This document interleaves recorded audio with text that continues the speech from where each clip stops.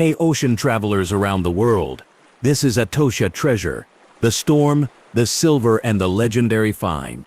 A single hurricane shattered Spain's richest homebound convoy centuries later. A silver-studded trail led divers to the most valuable shipwreck ever recovered. In early September of 1622, the homebound treasure fleet gathered at Havana, sat ready to cross the Straits of Florida and ride the northbound flow toward Europe.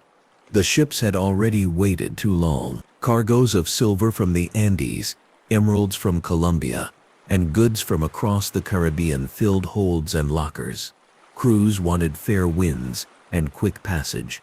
But on these waters, timing mattered as much as courage. The calendar was drifting toward the dangerous heart of the hurricane season, and the straits, narrow and swift, formed a funnel where storms could corner even the strongest hulls. At the rear of the convoy sailed the Almiranta, Nuestra Señora de Atocha, the designated rear guard galleon. The position had logic. The Almiranta watched for lagging ships, guarded stragglers, and picked up any vessel that lost a sail or a mast. It also meant that if trouble formed behind the fleet, weather, privateers, or navigational confusion, the rear ship felt it first. Atocha carried a heavy load, chests of coins, chains of emeralds tucked into small leather pouches, and rows of silver bars stamped with a sayer's marks. The weight of wealth had a way of making any anchor feel too light, any seam feel too thin. The fleet cleared the Havana Channel and fell into formation. Sails filled, masts groaned. The sea ran in restless lines. On a map, the route seemed clean. A rightward curve around the Keys, then a sprint up the Atlantic. In reality, the path was a moving corridor, nestled between reefs not yet charted, and shoals felt before they were seen. Navigators measured latitudes with the sun and held courses with dead reckoning. At night, they listened. A change in the sea's voice could mean a change in depth. A subtle lift in the swell could mean a bar of coral waking under the keel. The storm built fast. It came from the east with a low ceiling and a slow warning. At first there was the thickening air, like a curtain being pulled.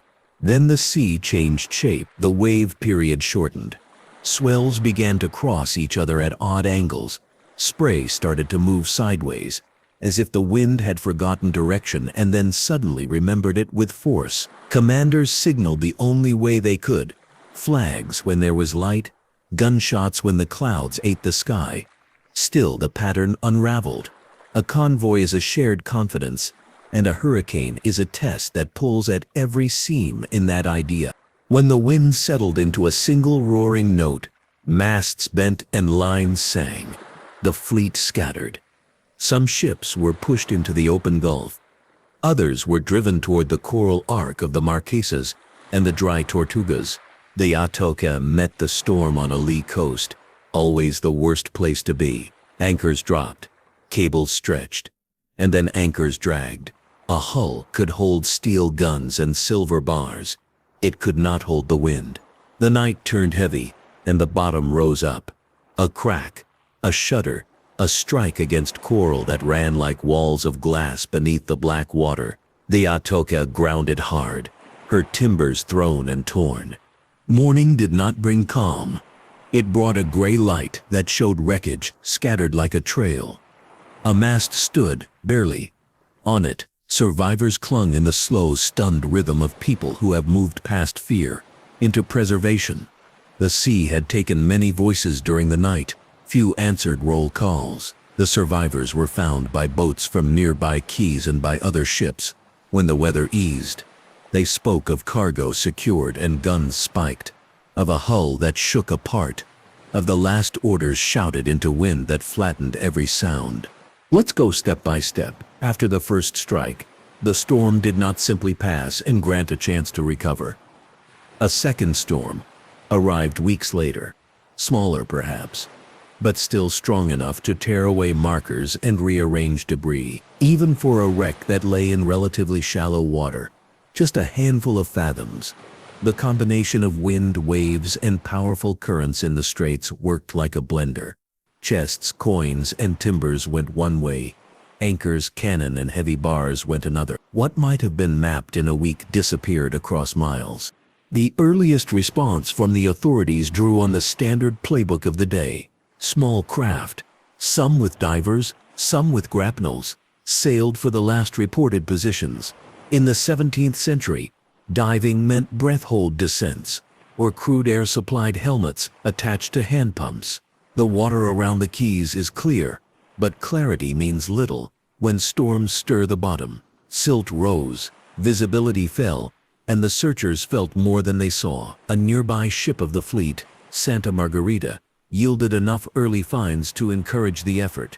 Coins lifted in small quantities, parts of the hull and gear a salvage diver could reach and haul.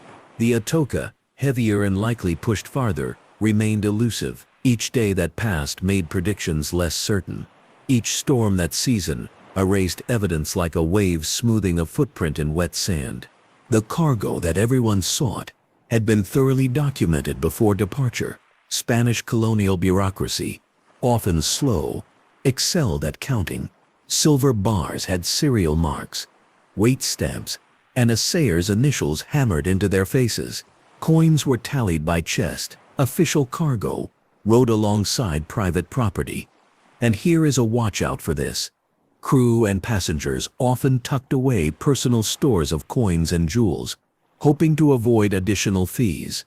Registered treasure made accounting easier.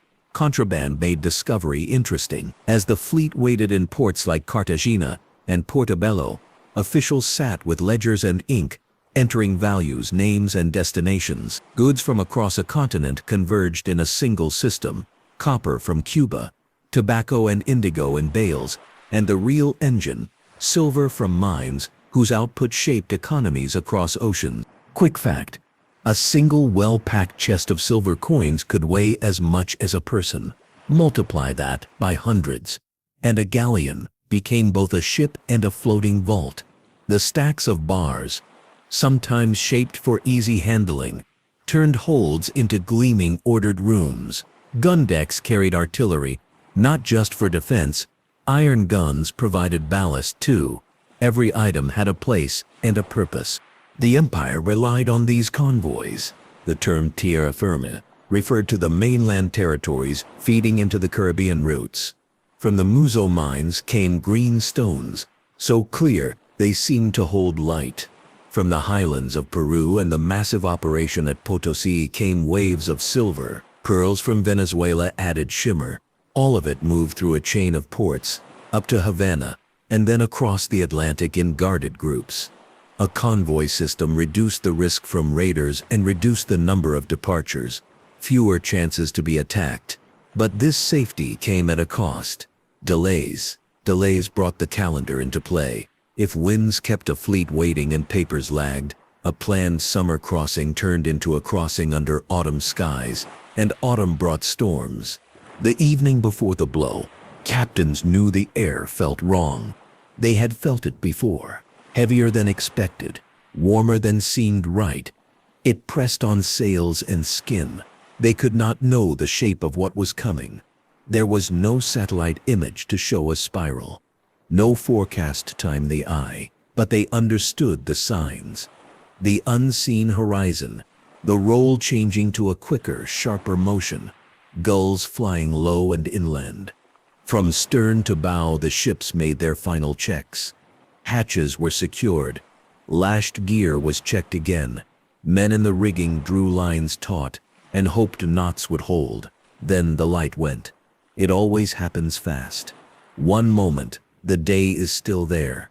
The next, it is like being in a room with the shutters closed. The first hours were always about staying upright and keeping masts from breaking. The Atocha rode low with treasure. It made her steady in normal seas. But in breaking water, extra weight meant extra stress where hull met reef. The ship's quartermasters, familiar with the sound of wood under strain, would have heard a language of cracks and groans in the gale. When the hull grounded, the shock ran through the frame. Loose objects became hazards. The wind forced water over the deck, and the deck shedded in falls. In such moments, Even experienced sailors move in a narrow world. The piece of deck between them and the nearest line, the next breath, the next wave. By morning, the storm's biggest punches had landed. The scattered convoy had more questions than answers. The crews on smaller vessels that survived found debris fields that hinted at the drama in the night. Hatch covers, splintered planks, cords of tobacco, a barrel here and there, and sometimes the hypnotic sight of twisted metal sparkling on the bottom. When the sun finally cut through, when boats reached remnants of the Atocha's rigging, the survivors spoke with a clarity common to those who have spent a long night between danger and dawn. They described the wind as a steady wall.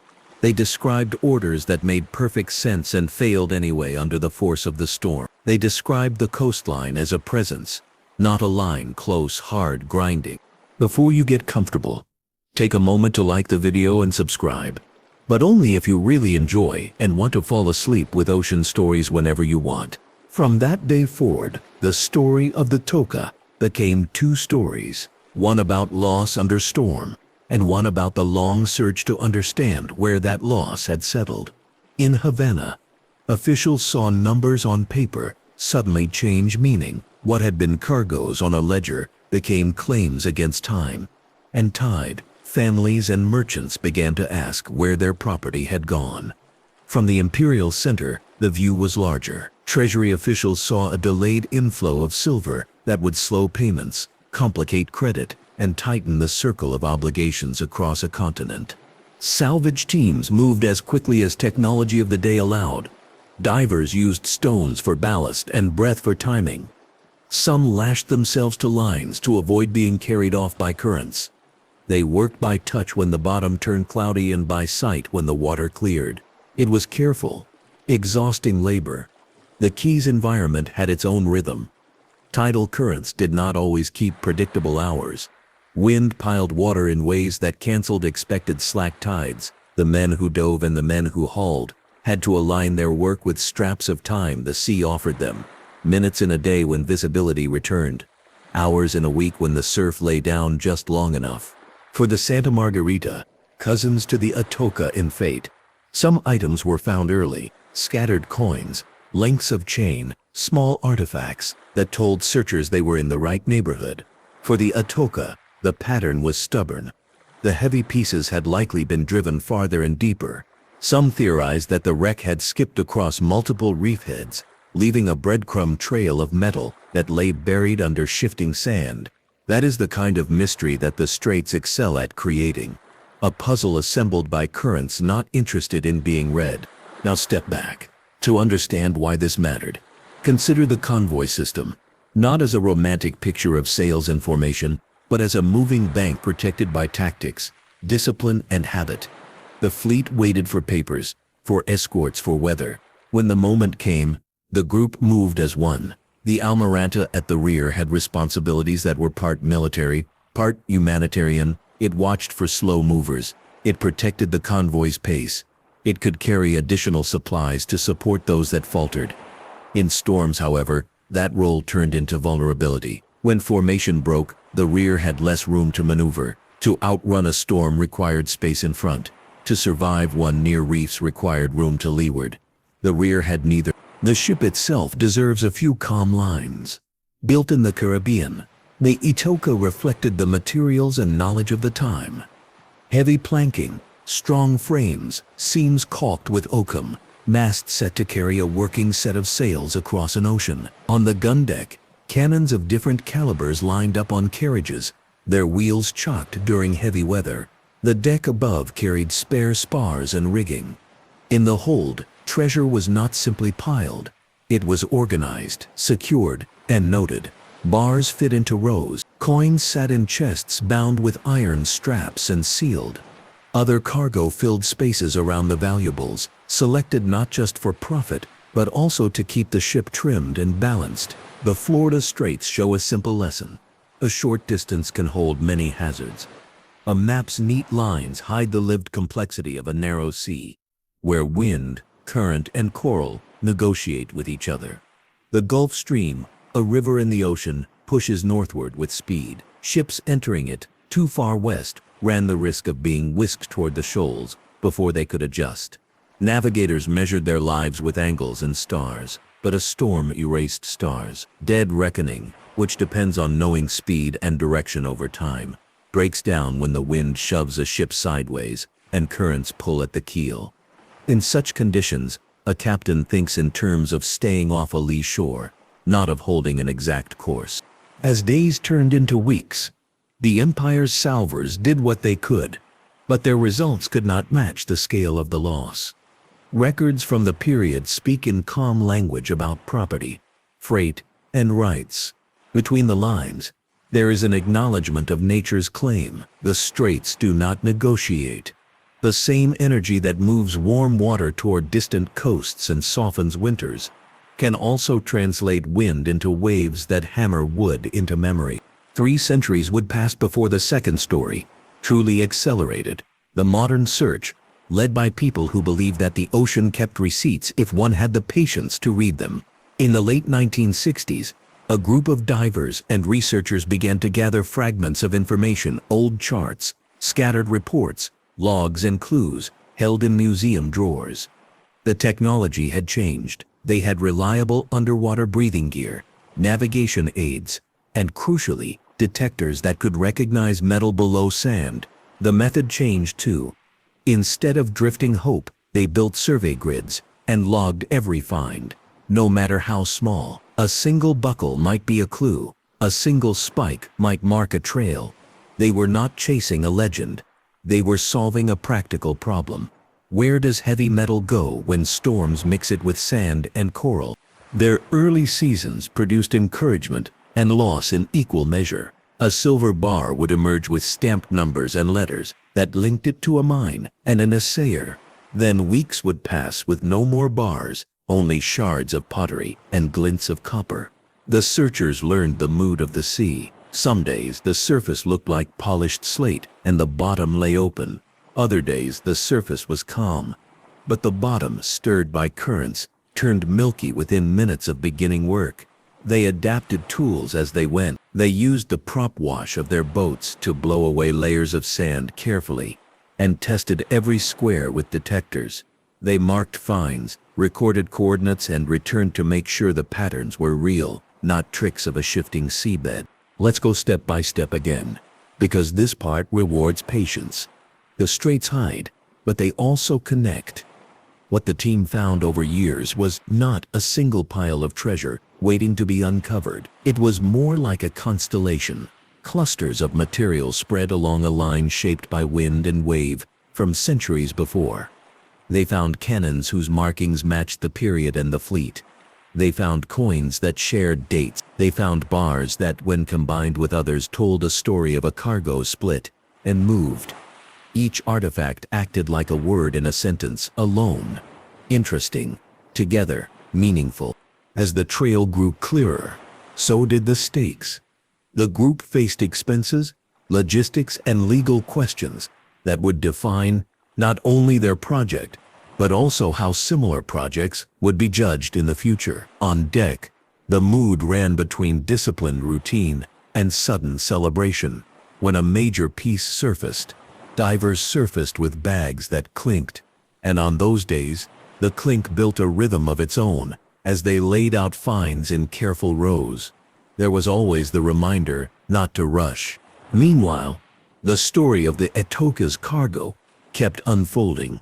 Assayers' marks on silver bars pointed back to the mountain, where ore had been dug and smelted. The marks standardized weight and quality, turning each bar into a certificate. Coins, often called pieces of 8, carried mint marks and dates that anchored them in time. Emeralds carried their own signature, tiny internal gardens, and the style of cutting used during the period. Each find was a node in a network of information: mine to mule train to port, port to registry, registry to galleon, galleon to storm. The human side did not vanish in the data. People lived and worked on the ship. The roster included sailors who had crossed the ocean more than once and passengers whose worlds suddenly turned from port routines to survival. There were soldiers detailed for security, and men assigned to operate guns. There were cooks who could tell the weather by taste in the air, and stewards who could find a missing ledger in a room full of chests. Below the waterline, over slow years of careful work, artifacts of daily life appeared: belt buckles, ceramic fragments, the small personal objects that tell viewers, simply, that people were here. The searchers also knew that their work touched on bigger questions. Who owns the past when it lies on a continental shelf? How should the artifacts be displayed, interpreted, or kept? Different courts had different answers. The project's legal path shaped the way maritime finds would be handled for years. But while lawyers argued on shore, the sea kept its own schedule. Weather windows opened or closed regardless of hearings. Teams planned around tides and seasons, the same way crews had planned centuries earlier. The difference now was the confidence that technology provided, and the discipline of mapping every square of seabed investigated. Year by year, an arc formed, a narrative supported by data points anyone could see and touch. The Atocha had broken in a storm, where anything not anchored to rock moved with the energy of the sea. Heavy things did not simply sink in place. They slid, bounced, and lodged in pockets created by coral. Light things flew, or disintegrated.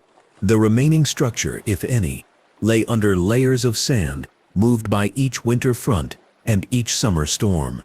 Then, after years of steady work, the searchers reached the concentration that had eluded generations. Bar after bar, coin after coin, clustered in a way that said the main deposit was in sight. It did not feel like a legend. It felt like the answer to a well-posed question, finally arriving after long study. From the first discovery to the large concentration, the team refined its conservation routines. A diver would pass a find to the surface. On deck, the item went into labeled containers with seawater from the site to avoid shock.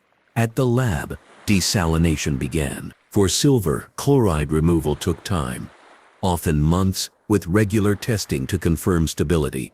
Cataloging recorded weight, dimensions, marks, and find location. The result was a record that connected sea, science, and story. Visitors who later saw the artifacts in exhibitions encountered objects that were both beautiful and informative, both gleaming and grounded in evidence.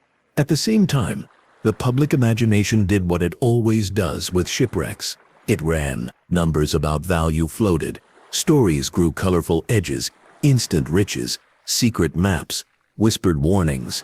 The clear way to navigate through that noise was simple. Return to the data: registered cargo totals, diver logs, conservation reports, and court records provide stable ground. They show how much was found, where it was found, and why it matters beyond price. They show a chain of custody that runs from mountain to mint to manifest to museum. That is the calm center of the Atocha story. It is about wealth, yes, but it is also about systems: economic, legal, and natural. In parallel, researchers compared the Atocha's trail with that of the Santa Margarita and other ships from the same fleet. The comparison added resolution.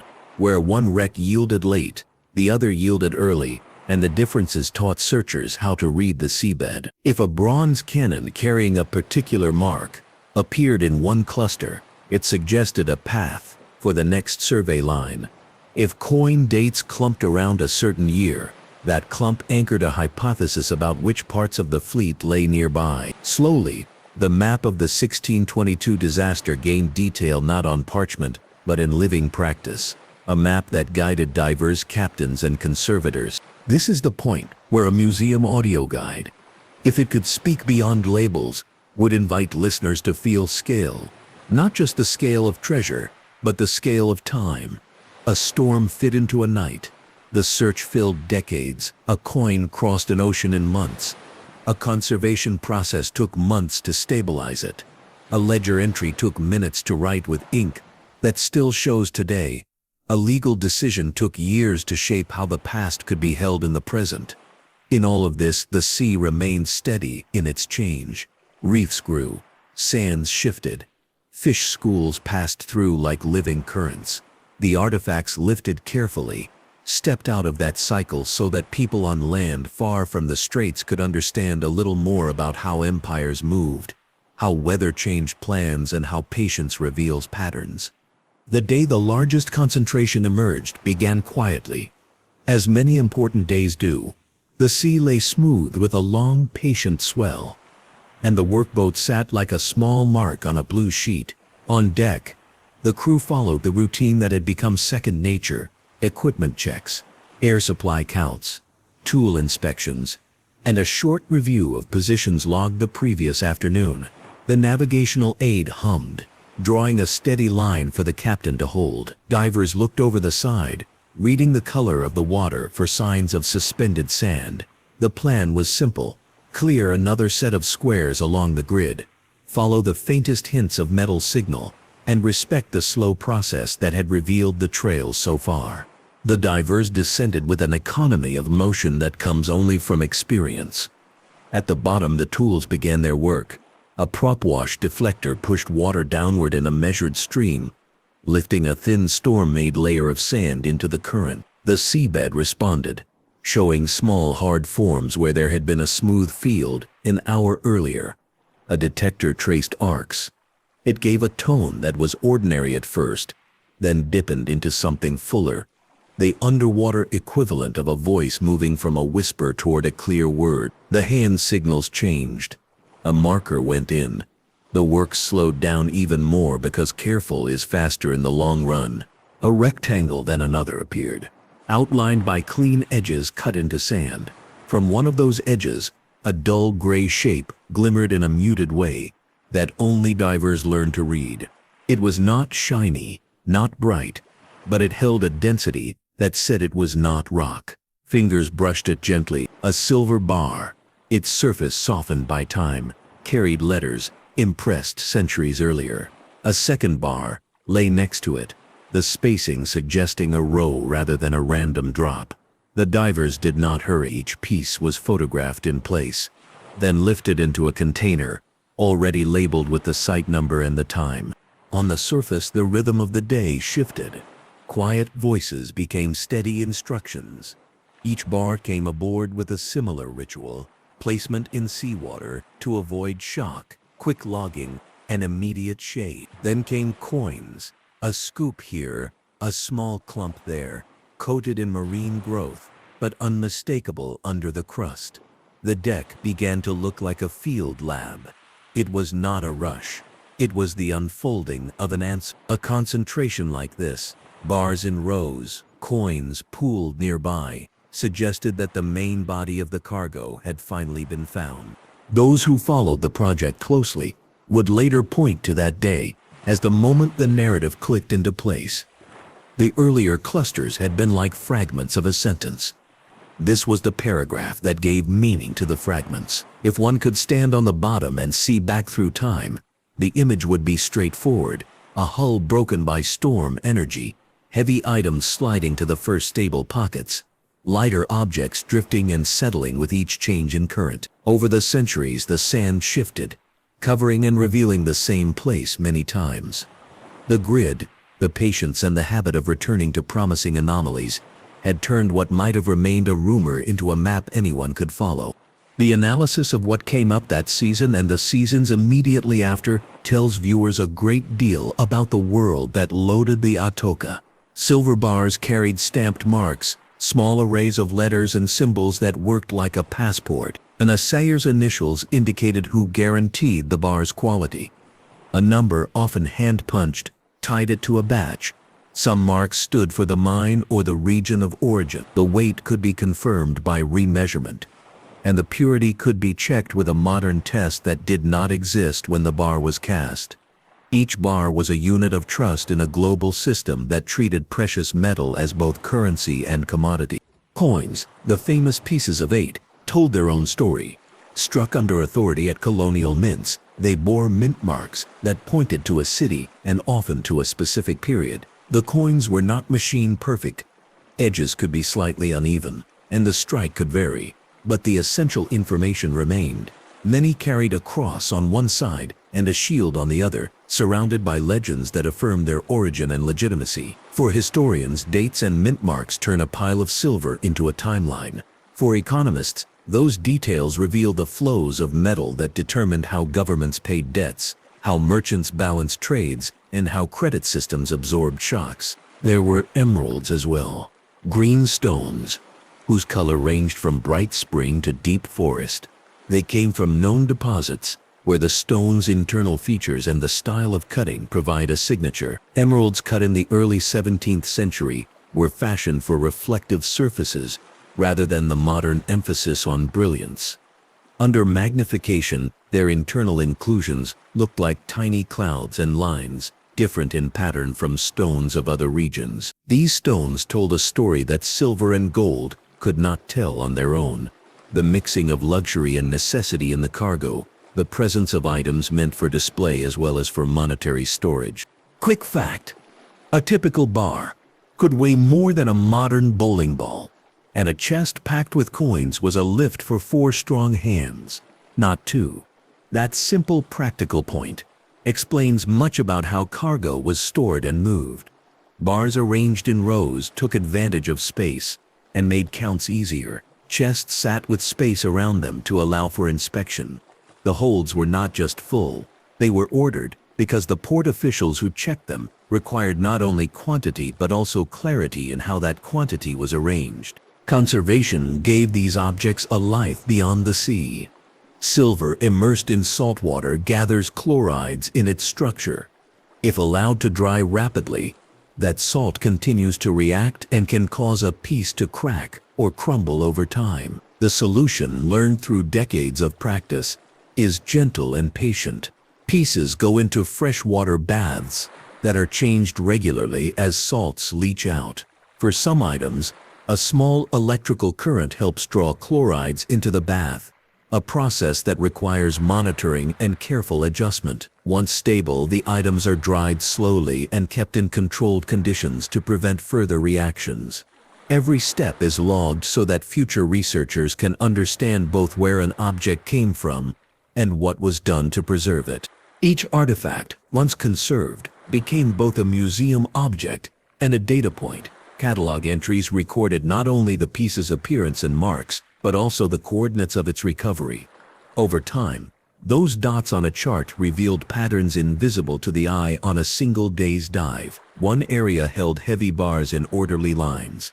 Another held clusters of coins as if a chest had split. Another held domestic objects that likely tumbled from crew spaces or passenger trunks. When matched with knowledge of currents and storm patterns, the chart became a narrative, the path of a wreck in a hurricane expressed through the language of where items chose to settle.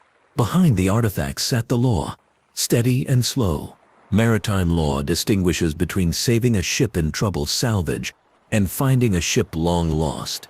Governments with coastlines and heritage interests want to protect archaeological context. Explorers who invest time, skill, and resources in long, risky searches want clarity and security in their work. Courts weighed these aims case by case. In this story, key rulings defined who held title to items raised from the seabed and under what conditions. The court decisions are written in careful language, but their effect on the deck was practical. They told the team whether they could continue to invest in mapping, conservation, and exhibition with confidence that their work would not be undone by a claim that arrived only after success. Public attention grew with each season's results. Media reports spoke of bars and coins, of dates and marks, of divers smiling at the camera with the quiet pride of craft done well. Museums developed displays that balanced sparkle with information. A single bar in a glass case, presented with its marks and a short explanation of what they mean, teaches more than a mound of silver ever could. A label that shows the name of an assayer connects a viewer to a person who lived 4 centuries ago, and who, in that moment of stamping metal, would not have imagined that the bar would be handled under modern lights by visitors from around the world. The market valued some items highly. Coins with clear dates and marks drew particular interest from collectors. Bars with readable stamps attracted those who study mining history. Emeralds, after careful cleaning and in some cases remounting, Drew the eye for obvious reasons. Institutions acquired pieces for study and display. The project's managers emphasized that sold items, when they left, carried documents linking them to the find, a chain of information intended to keep the historical context with the object. Many items remained in collections available to the public, allowing students and families to see and learn in person. A calm word is useful here. About numbers. Values attached to shipwreck recoveries tend to float in the public imagination. People love large figures. Yet for understanding, the richer measure is the density of information. One carefully documented find that fills a gap in knowledge can matter more than 10 random pieces, stripped of context. That is why mapping and method mattered so much in this project. By keeping the discipline of recording, the team turned a glittering story into a well-sourced one, the kind that improves textbooks and deepens documentaries. It is easy, when treasure appears, to forget the network that made treasure possible. The Atocha did not sail from a single port with goods from a single source.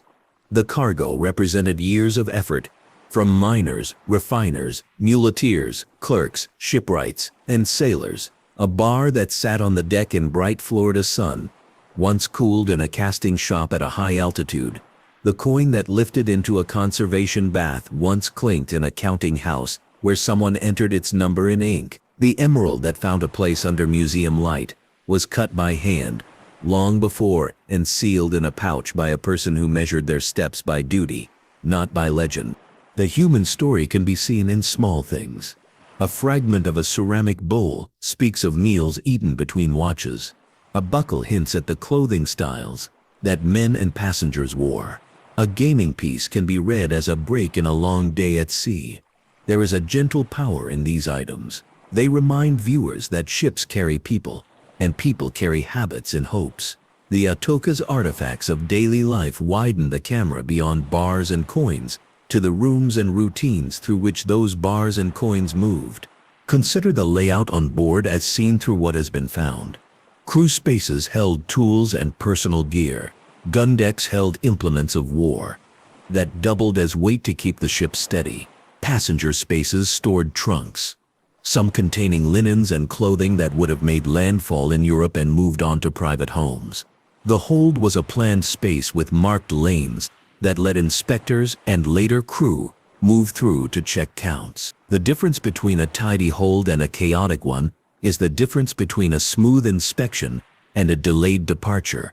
And delays were costly. Every day in port drew funds and invited weather risk.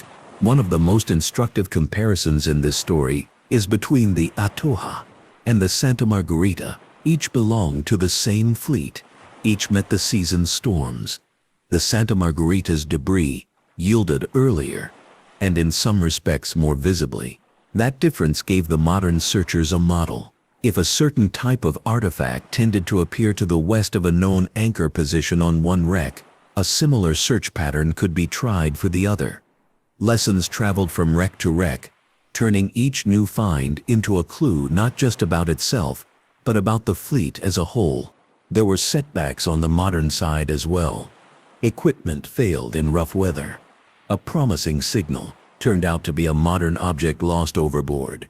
Storms returned each year and redecorated the bottom, sometimes undoing a week's careful work with one night of shifting sand. Teams adapted, a habit developed of revisiting sectors after big blows, because storms that covered one place could uncover another. The work married patience to opportunism. When the sea offered an opening, the team took it. When the sea closed, the team repaired, planned and waited without drama, trusting that steady days build results.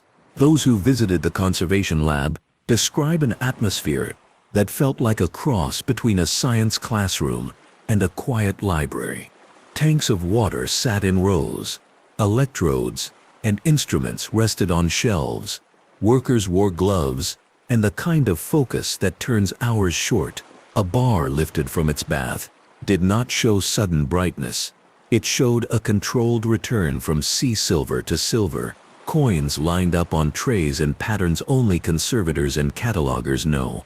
By mint, by date, by condition. Every so often, A coin's legends would emerge clean enough to read aloud, the lettering a message that had traveled centuries without a sound. The courtroom side of the story reached a rhythm of its own. Lawyers argued about jurisdiction, where the wreck lay, who had the right to regulate, and what rules should apply. The language of decisions included phrases about property abandonment, sovereign claims, and cultural heritage. For the team, clarity mattered most. Clarity allows planning.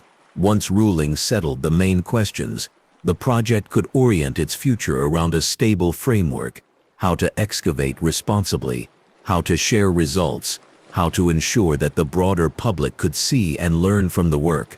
There is a larger theme here, gentle and steady, the balance between treasure and heritage. In the early days of ocean recovery, displays loved glitter and volume. Over time, the field has shifted toward context. The Atocha project stands in that transition. It brought to the surface items that drew headlines. Yes, but it also insisted that each item be located in a place and a story. Museums associated with the work developed exhibits that placed a bar next to a map, a coin next to a description of the mint, an emerald next to the story of the region from which it came. That approach turns a visit into education rather than mere astonishment. Visitors to Key West and to other venues where the artifacts travel encounter this layered storytelling. A small child can enjoy the sparkle and the thought of a ship with treasure on board. An older adult can read the labels and understand the path from mountain to mint to manifest to museum. A student can connect the dots between colonial economies and modern markets. An enthusiast can trace the law's role, the technology's evolution, and the patient craft that made the find possible.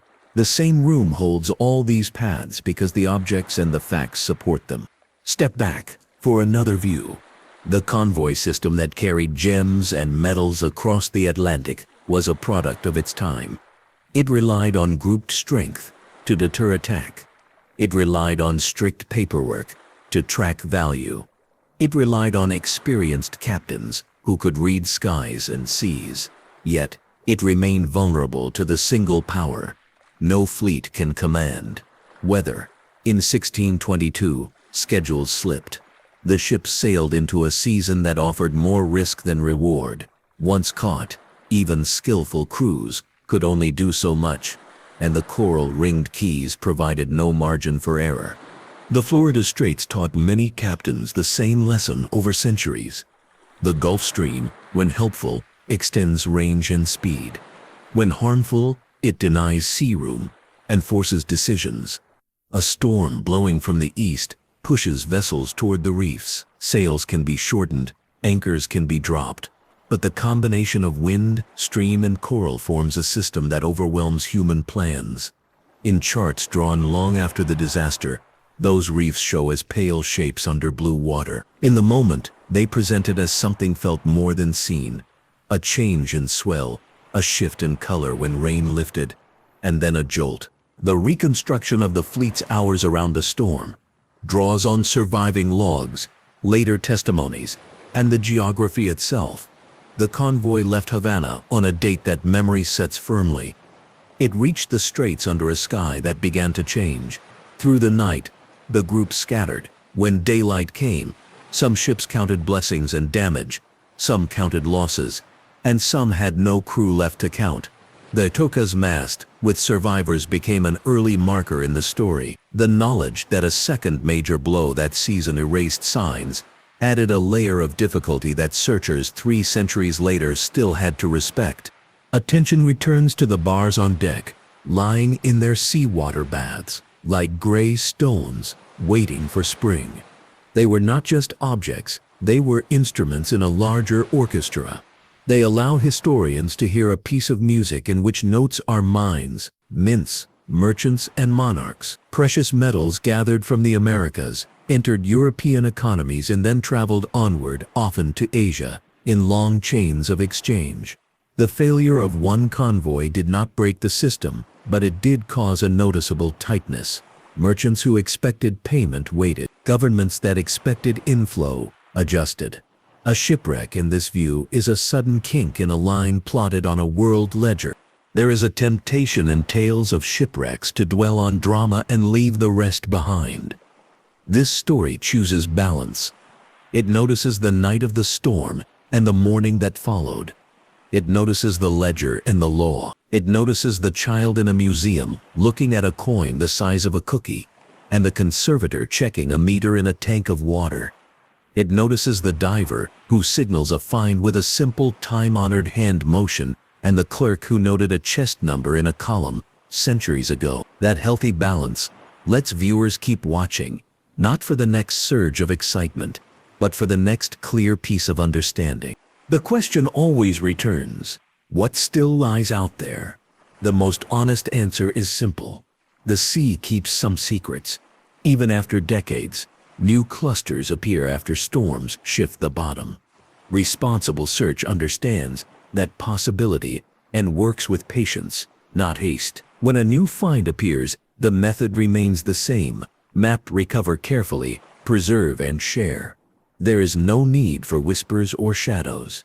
The ocean's long memory rewards steady hands. For those who favor design, the ship's construction provides another gentle corner to explore. Built in the Caribbean using the knowledge of local yards, the Atocha combined imported techniques with regional materials. The frames and planking favored tough, dense wood capable of resisting sea rot. The decks held beams sized for long ocean use. The masts were fashioned and stepped with care, supported by standing rigging that spread load across the hull. The overall plan reflected a compromise among speed, carrying capacity, and fighting ability. As the Almiranta, the ship needed to hold station at the rear, to offer assistance, and to offer a last measure of protection if enemies appeared. That meant enough guns to be taken seriously, enough space to carry treasure, and enough strength to cross an ocean. Understanding how and why the ship failed under storm gives insight into wooden ship behavior. No hull can survive an extended pounding against sharp coral under hurricane force. Strikes move energy through a structure designed to flex, but not to shatter. The first hits loosen fastenings, the next scatter planks. Once water enters in volume, pumps become symbolic, not effective. Crews then do what they have always done: secure what can be secured, keep people together and aim for the highest, safest point. In the Atocha's case, that meant the mizzenmast, where some lives were saved long enough for help to reach them. Back in the modern era, the project's commitments extended beyond finds.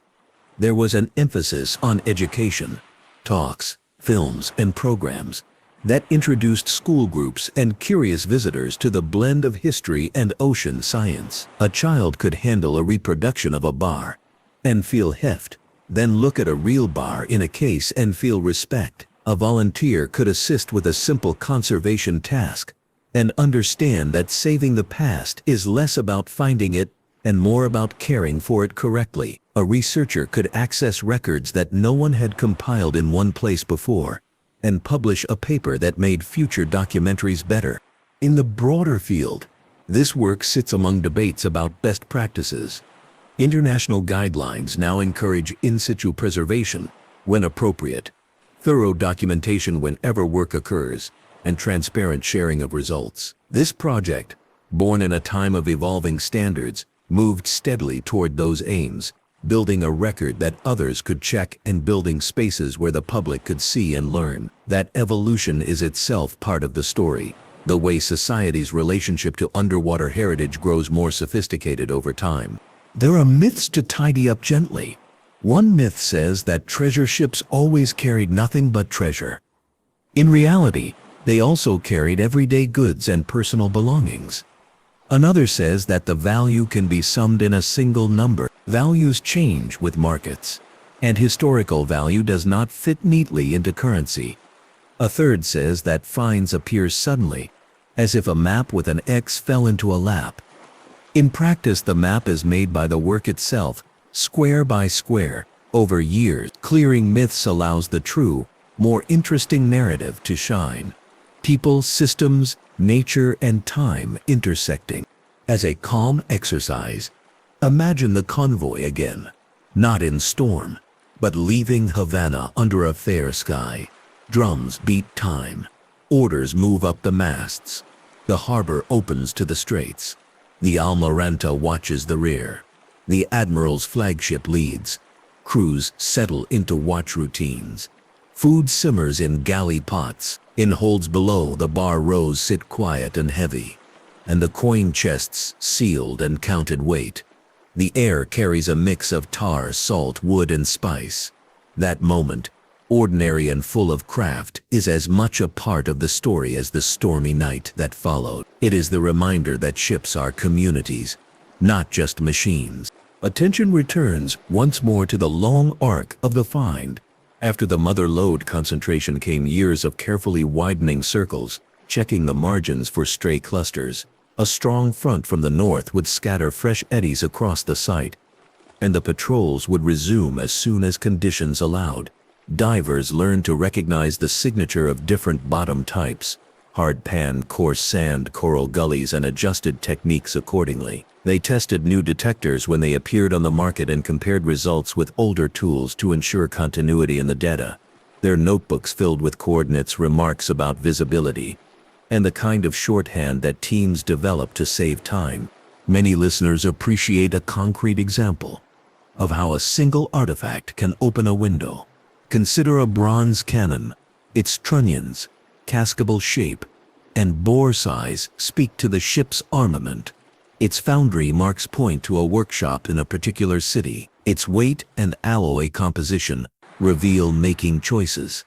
If lifted with care, documented, and then placed where visitors can stand near it, the cannon becomes a silent teacher. It is not just a weapon.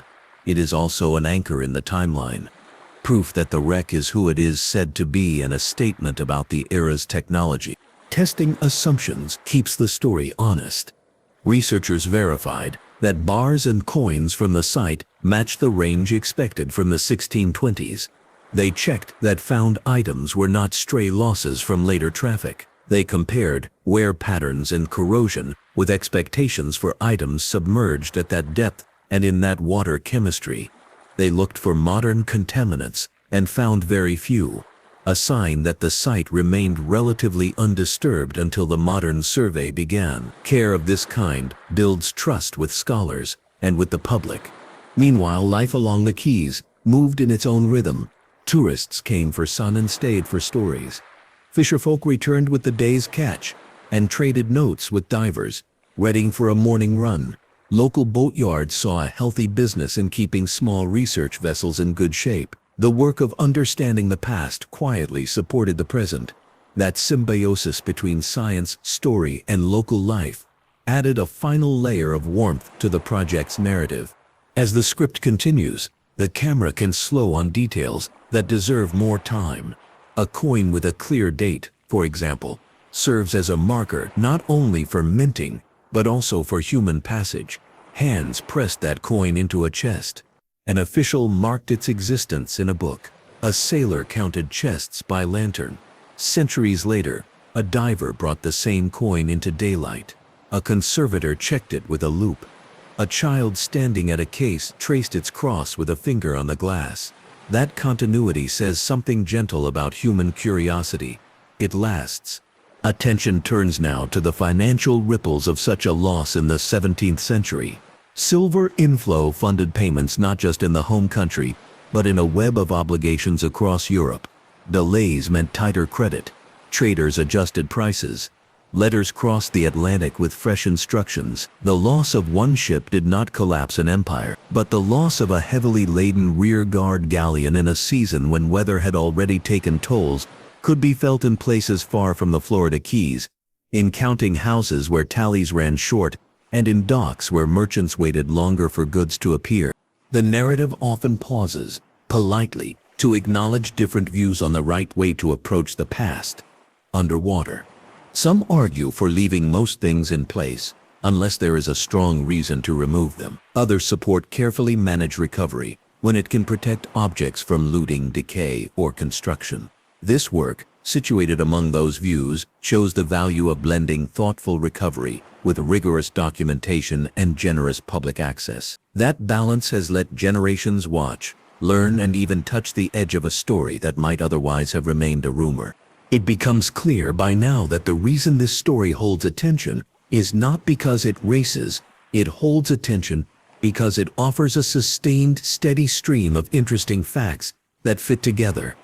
A weather system moves through, a convoy scatters, a law speaks, a bar tells where it was cast, a coin gives a date, an emerald brings color and place, a cannon names a foundry, a lab bathes a piece in fresh water, a museum puts it all within reach.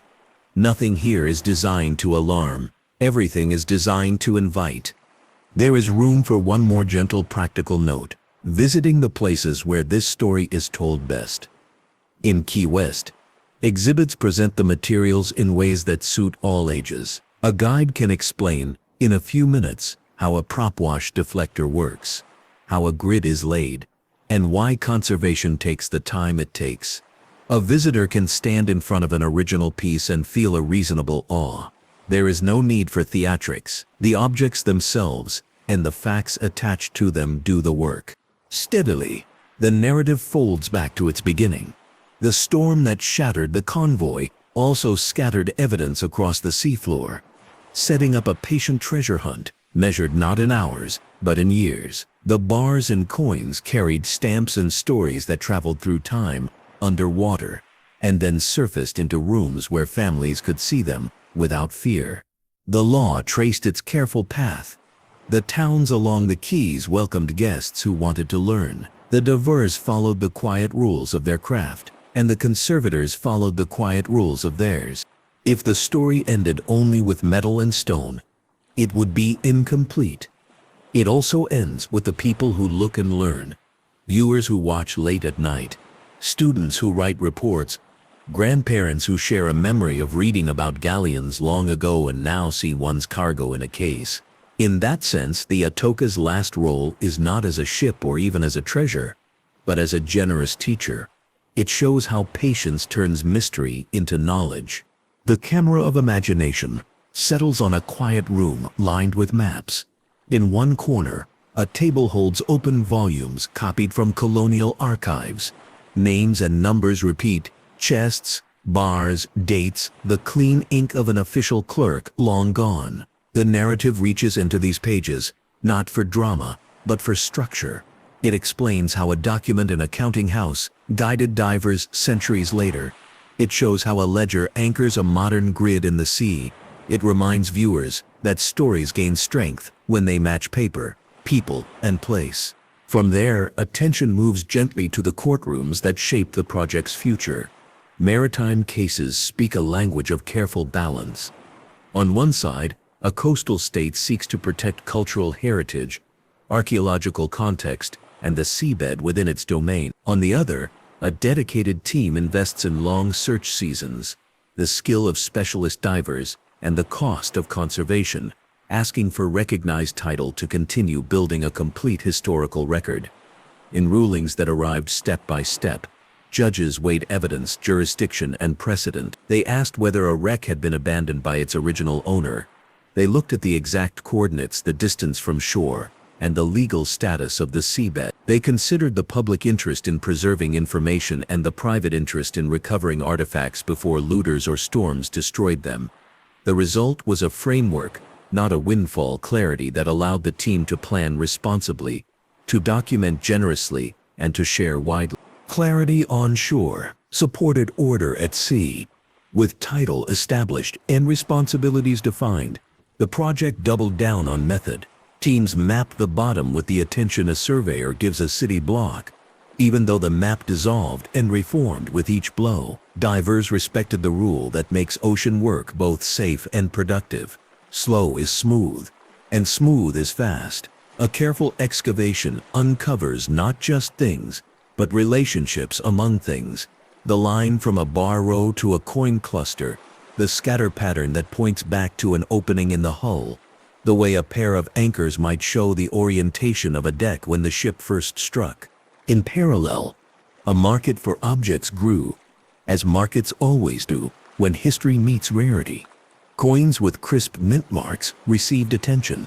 Emeralds, after conservation and study, traveled with documented histories that turned them into more than stones. Bars with readable stamps served both collectors and scholars. But this is the calm line. that guides the viewer. Markets are a current, not the ocean. The ocean here is knowledge. Museums accepted long loans, built permanent exhibits, and created spaces where a family could walk through a story that began on another continent, crossed the sea, and arrived in a clear display case. A wall text about an assayer's mark suddenly mattered, because the bar beside it carried the same tiny letters. The narrative brings back the people who loaded that bar. In Panama, mule trains wound down from the highlands, carrying silver molded near the mines. Overseers checked bundles. Guards kept watch. In Portobello and Cartagena, officials recorded values while dock workers shifted weight with the practiced efficiency of those who live by tide and timetable. On board, sailors stowed the heavy cargo in rows. The gunner inspected his pieces. The ship's carpenter listened for any complaint in the hull and answered it with oakum and tar. Passengers carried personal chests. Some wore amulets against storms. Some carried letters and hopes. A ship is a city compressed, with a mayor, a guard, a market, a kitchen, and a memory. The memory surfaces in small finds. A spoon, worn smooth at the tip of its bowl, suggests many meals taken quickly. A rosary bead hints at a habit of counting prayers when waves lengthened. A shoe buckle mirrors a fashion of the time, the sort seen in portraits but carried here in salt. These items do not sparkle, yet they make the room quieter when a guide points them out. They remind everyone watching that the ocean keeps not only metal but moments of ordinary life. That quiet emphasis in turn helps children and older adults follow the story without strain. They recognize the rhythm of daily detail. Comparison enriches understanding. The Santa Margarita, a sister in fate from the same 1622 convoy, offered lessons where the Atocha resisted. Early finds from the Margarita validated search patterns and taught the modern team how weight sorts itself when a storm throws a hull across coral.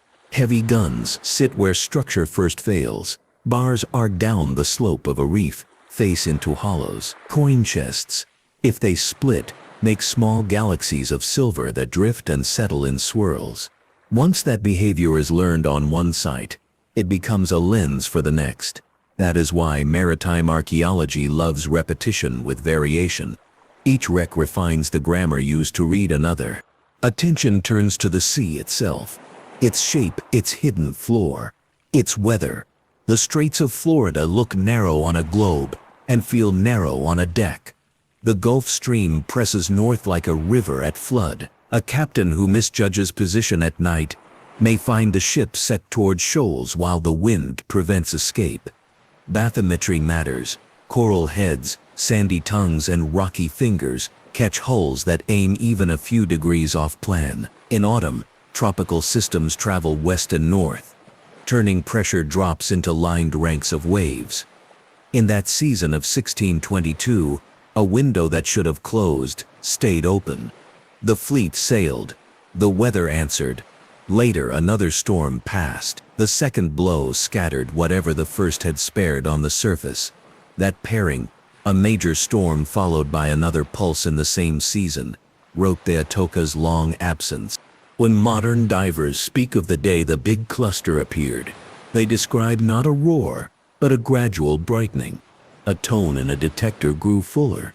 A bar edge presented itself. Then the pattern repeated, and repetition is the scientist friend. A line of bars points to stowage.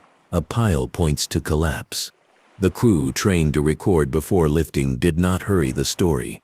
Each piece earned a photograph in place, a measured position, a labeled bath, and a catalog entry. That discipline transforms a chest of treasure into a set of answers. Where, when, how many, and what that means. Here is where coins become clocks. Mint marks and dates function as fixed points. A cluster dominated by a tight range helps confirm identity and era. A few outliers tell of circulation or of personal stores tucked into clothing or private chests. For a viewer at home, a single readable date on a coin makes the past approachable. It places a moment in time. A person can say out loud, It provides a bridge between the high altitude of empires and the tabletop of a kitchen, where a child hears the date and repeats it with interest. Emeralds bring color into the film of thought. Their green carries stories of geology and of craft. In the early 17th century, cutters produced shapes designed for table light rather than dramatic sparkle. Under a loupe, tiny inclusions, often called gardens, show an internal landscape unique to the stone's origin. These features connect a glass case in Key West to a mountain valley far away, and to hands that learned to cleave and polish long before modern wheels and lamps. The cannon, standing solemn in a gallery, speaks in a different voice. Its metal composition reveals choices by a foundry. Its markings link it to a city. Its scars whisper of use. Positioned beside a simple diagram, it becomes the most patient of instructors. Visitors realize that ships were not only carriers of cargo, but also war instruments expected to deter and, if needed, to fight. A rearguard galleon had to project confidence. The presence of artillery confirmed that purpose, even when the enemy turned out to be weather and reef. The conservation lab earns slow applause in this story. The work looks quiet, but it preserves whole chapters for the future. Salt does not sleep. It embeds within metal and weights. The baths and monitored current persuade it to leave slowly. Essential minerals stay. Harmful salts depart. Catalog numbers and treatment logs accompany each object into storage and display, pairing identity with treatment history. Years later, when a researcher asks a new question, the record answers. This is how objects keep giving. They are made stable today for discoveries tomorrow. Balance remains the guiding principle. Treasure can be counted. Heritage must be told. A long shelf with neat rows of conserved coins loses meaning if their source is a mystery. A single coin beside a short, clear panel can reveal more if the panel explains how the coin fit into life and trade in the 17th century. Exhibitions shaped by this idea give families tools for curiosity. A parent reads a paragraph. A child recognizes a pattern. A grandparent nods at a familiar place name from an old book. The room hums at a low, welcoming pitch. The camera revisits the convoy to complete the timeline. Early September. Departure from Havana. The sea holds its breath. The formation stretches into the straits. The Atocha watches the rear. Hours pass. Weather tightens. Signals lose clarity. Anchors seek grip, then slide. The hull meets coral. The storm erases edges. Dawn shows wreckage and survivors on a mast. Weeks later, another storm removes temporary markers and smears the record. The fleet's loss moves from rumor to report, from report to ledger, and from ledger to law. Then, centuries later, the grid on the bottom draws the lost lines again until a modern deck hosts the past, in gray metal and green stone. From timeline to economy, the ripples spread. Silver inflows funded obligations across Europe, and through trade, beyond. A gap in a shipping year forced adjustments. Merchants postponed deals, crown payments shifted schedule. Letters crossed oceans with reassurances and new plans. Viewers do not need to memorize the entire web to appreciate this. A single ship could not sink an economy, but a single ship, heavily laden, could tighten the cords in a network enough that people in faraway counting houses noticed and wrote about it. Those letters, when they survive, give crisp testimony that the disaster mattered beyond the scene of the wreck. Gently, the narrative returns to debate. What is the best way to care for underwater cultural heritage?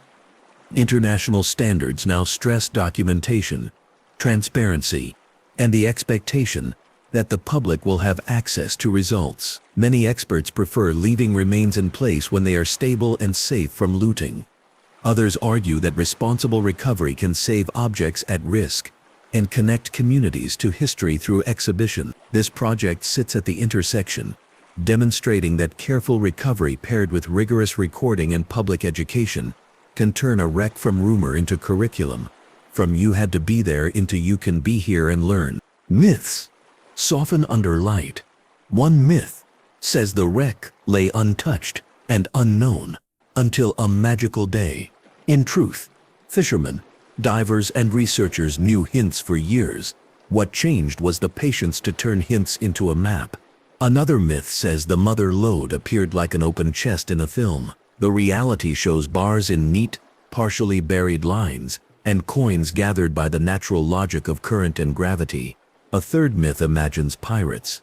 The documented convoy carried treasure for an empire, guarded by discipline rather than romance. The accurate story is better than the myth, because it connects to real people and real systems, and it carries lessons that travel well. Plan carefully, respect weather, document everything, share widely. The design and build of the Atocha deserve a final, clear look. Constructed in a Caribbean yard, the ship used dense woods and sturdy pegged frames. The caulking oakum driven into seams with mallet and iron kept water out under normal strain. The rig spread loads deliberately, shrouds and stays distributing force from masts to the hull. The gun deck supported weight not only in recoil but in everyday balance. The Almiranta roll shaped all these choices. Enough sail to hold station, enough room to carry treasure and supplies, enough strength to inspire confidence. When a hurricane placed that design against unyielding coral, the outcome was foregone, but the design performed as intended until that test arrived. Listeners sometimes ask for a simple visualization of how weight and sea interact at a wreck site. Imagine tipping a chest of coins into a shallow, fast stream. Coins tumble and fan out into low spots. Heavier lumps roll into eddies and stop. After a storm, sand covers some of the fan. After another, it uncovers a different section. Now slow that motion from minutes to centuries. Add bars that settle in lines because they were stacked in lines, cannons that bite into sand and make their own pockets, and personal objects that catch on coral and weight. The diver's grid, revisited year after year, turns that visualization into data. Education wraps around the project like a calm tide. Workshops explain how prop wash deflectors work, by turning a boat's exhaust downward through a framed box to move sand without stirring up a blinding cloud. Short talks explain why Iloran and later GPS made a difference. Repeatable positions transform a diver's hunch into a mapped square. Demonstrations show desalination in action. A tank, a meter, a schedule. None of it requires specialized vocabulary. A volunteer can describe it to a neighbor in a few clear sentences, and a child can explain it to a class the next day. The film in the mind pauses in a museum gallery, where a single glass case holds 4 objects: a bar, a coin, a shard of ceramic, and a small bronze tool. The panel at the side connects each object to a moment: an assayer's punch, a mince strike, a meal at sea, and a repair on deck. The case holds a balance that speaks quietly. Wealth sits beside work. Luxury sits beside labor. A viewer can move between them without leaving the case. That is the promise of good curation, to let objects keep company in ways that feel natural and teach quickly. The modern hunt, like the old voyage, relied on communities. Local boatyards kept engines ready. Weather radios crackled in kitchens before dawn. Harbor cafes saw divers at first light and fishers at last. The economy of a small place absorbed the rhythm of a long project and gave it support. The exchanges were practical and kind. Spare parts lent and returned. Tips on weather shared over coffee. Stories traded at the dock that began in the same sea but ended in different ways. The Atocha's story in that sense is also the key's story. A reminder that history and daily life do not stand apart. As closing arcs gather, the narrative glances at what remains on the bottom. Even after thorough work, the sea still holds fragments. Storms will continue to uncover and recover. Responsible teams will continue to check, chart, and when wise, leave in place. The idea is not to empty the ocean of memory, but to understand it. The site becomes a classroom, not a quarry. It invites future technology, higher resolution sensors, better imaging, gentler tools, to add clarity without adding harm. In that future, a student might pilot a small robot, over a patch first surveyed decades earlier and compare maps with delight at the match. A last thread ties the 1622 fleet to a broader lesson. Oceans shape empires by giving and taking. They give routes that speed trade. They take ships when calendars slip. Risk management existed then as it does now. Decisions about when to sail, how to group, what escort to secure, which season to trust. The Atocha shows where calculation met chance and lost. The modern recovery shows where patience met chance and won. Together they form a pair of bookends on a shelf labeled with one gentle word: understanding. Now the narrative draws together its people, places, and pieces for a calm, satisfying end. A hurricane broke a convoy. A rear guard galleon struck coral and scattered wealth and work across the straits. Early salvors tried and learned the limits of their day. Centuries later, divers with new tools and old virtues, discipline, notes, persistence, found a trail and followed it to a broad, eloquent concentration. Law found balance. Museums found stories that fit in a child's ear and an elder's memory. Myths stepped back. Facts stepped forward with dates, marks, and measured positions. The sea kept secrets and still keeps some, which is fitting. The recovered pieces now sit where anyone can see them, and in seeing feel how storms end voyages but evidence endure. Epilogue lands lightly. The ocean still holds receipts. On certain days after a front passes, when the water clears just so and the sun slants down at an easy angle, a diver can hover above a grid square and read the bottom like a page. Sand, coral, and the faint suggestion of a line that might, after patient work, reveal another small piece of a larger truth.